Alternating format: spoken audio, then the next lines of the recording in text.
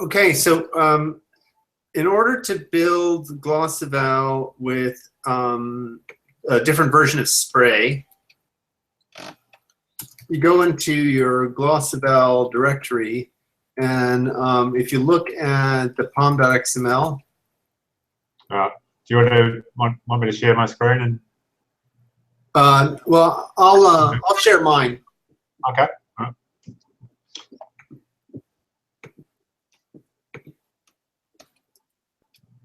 So you'll note we've pushed the Scala version to Scala 2.10.2. I think it's safe to go up to 2.10.4.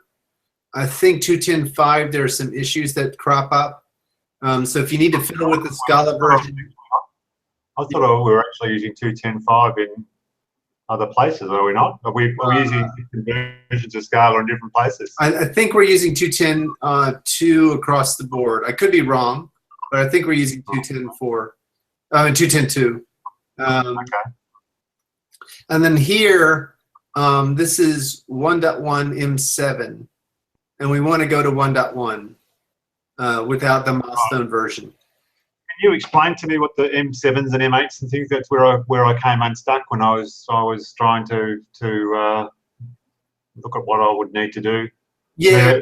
So the nomenclature that has been adopted in the Scala community and more generally in a lot of the release nomenclature is, so you have release candidates and you have milestones, and milestones are before release candidates. So you'll have like let's say in this case the next release is 1.1.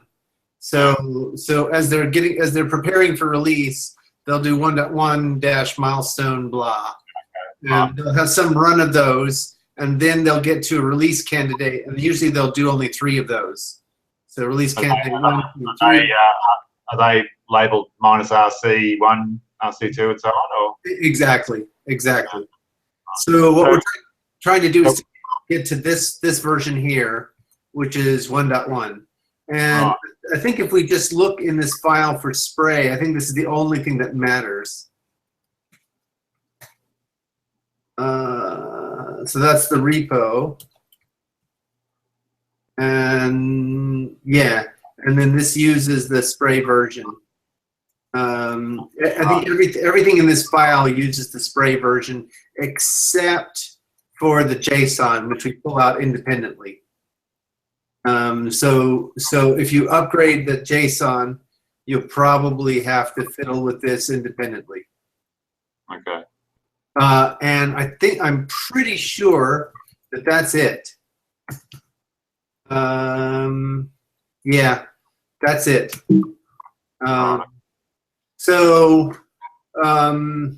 Just while I think of it, but I think it might be in a similar place. There's a problem I've got with the SLF4J logging. I think it seems to actually bind at runtime rather than compile time, from what I can gather for some reason. I don't understand why that is, but it says when I run my thing, it tells me that I've got a requested version 1.5.8 by your SLF4J binding is not compatible with 1.6. Okay. So let's see. Is that right? Does that make sense that it'd be binding at runtime rather than compile time? Some things might bind at runtime. All right. I guess logging is not that surprising, but yeah, I'm a little bit surprised that there's an SLF4J version collapse or collision. But you can do Maven dependencies. Is it something to do with I remember you saying you thought I might get into trouble with the fact that I was using Java 8. Do you think that might be anything to do with that? Yeah, you can't use Java 8. Here you have to use Java. Let me see, Java C-version. Yeah, I'm using 1.7.0.79. Sorry, so that's 17079 is a version of Java. Sorry. Yeah. All right. So I need to. Yeah, you have to back down. All right. Okay. Yeah. Do Okay. you think that's what the DSL for J problem is? Yeah. It could be. It's possible. But I'm trying to remember the Maven incantation for. Or do you think what are there other issues with Java 8? Yes, there are.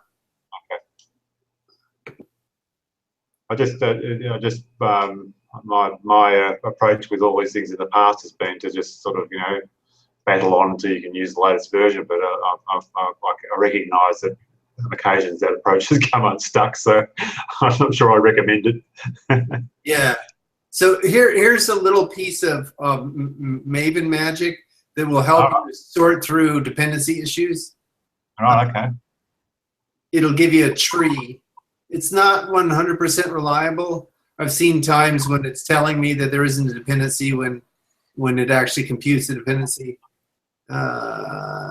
Okay.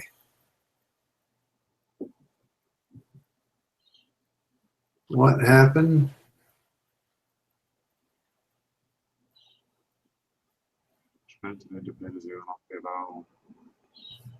Okay, let's try this again.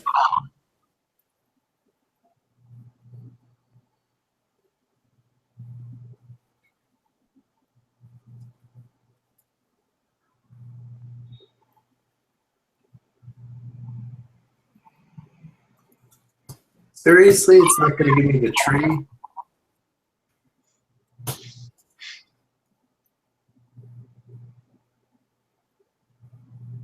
There we go.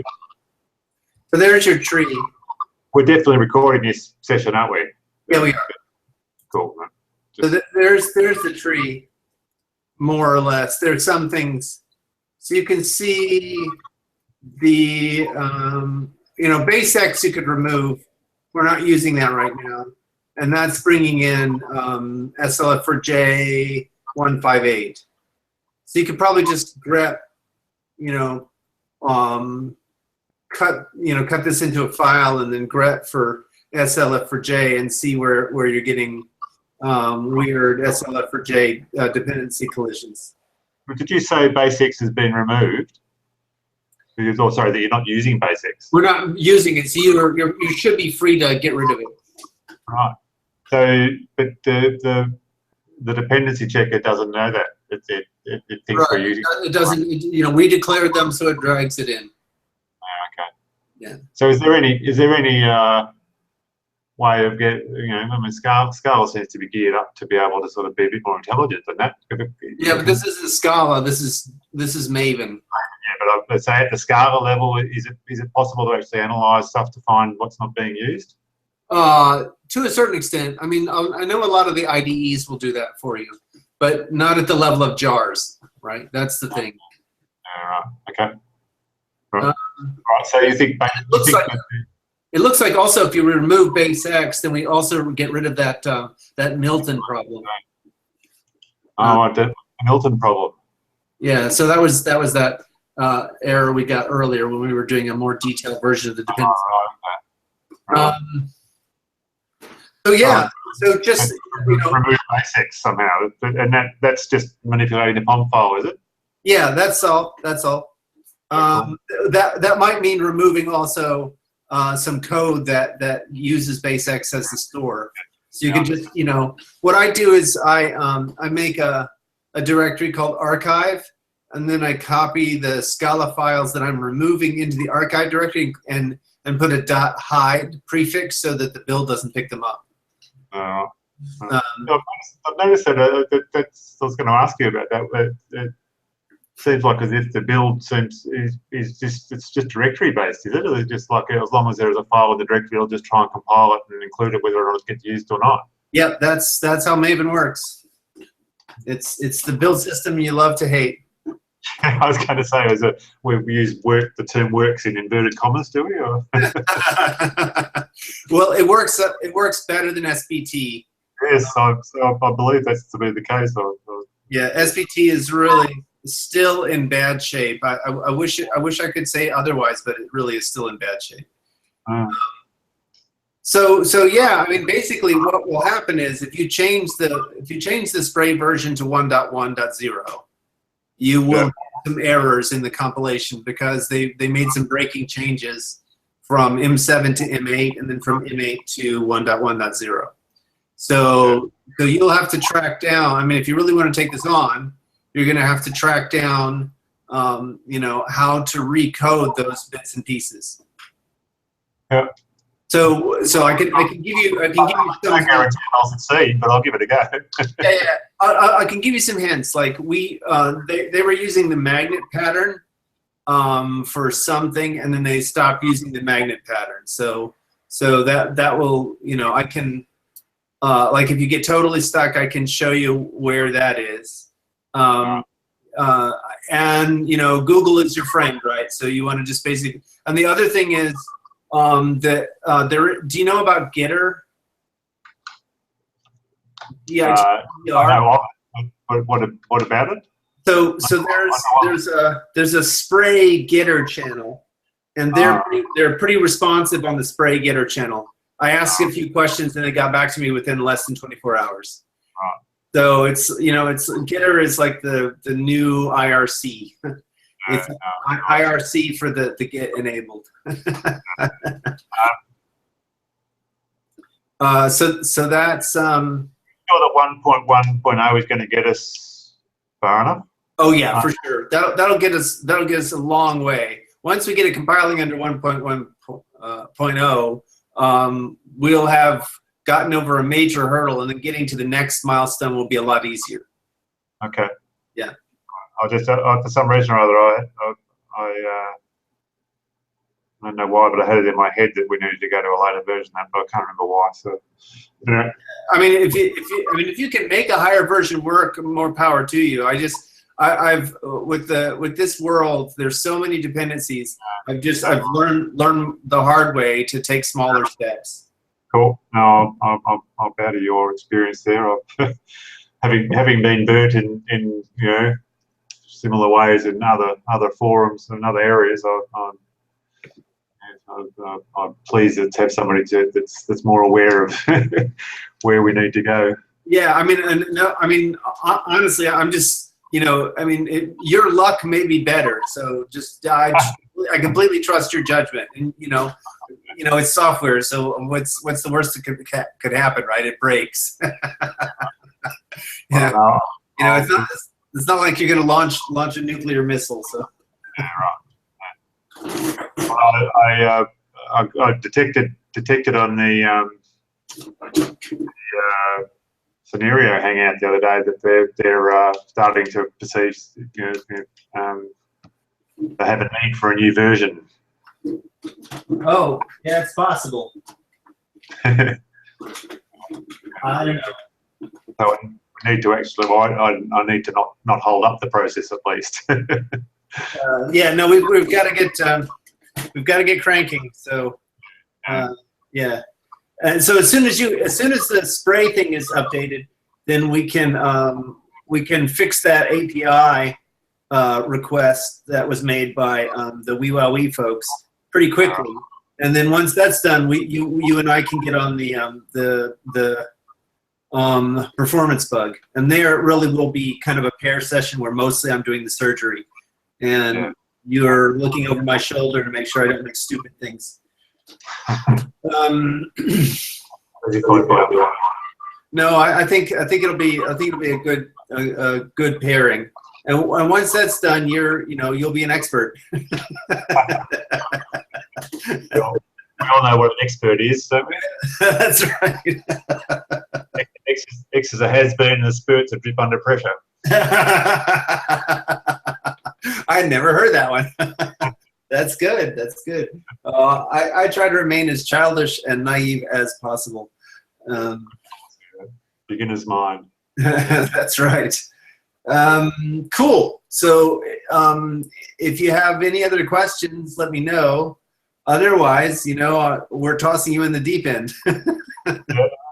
Yeah, fair enough. I think that's perfectly reasonable at this stage. I don't believe I've had any other questions. It was just getting these Maven issues, and you know,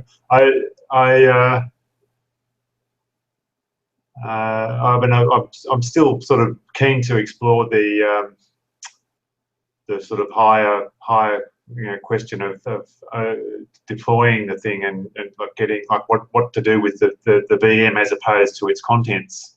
Yeah, no.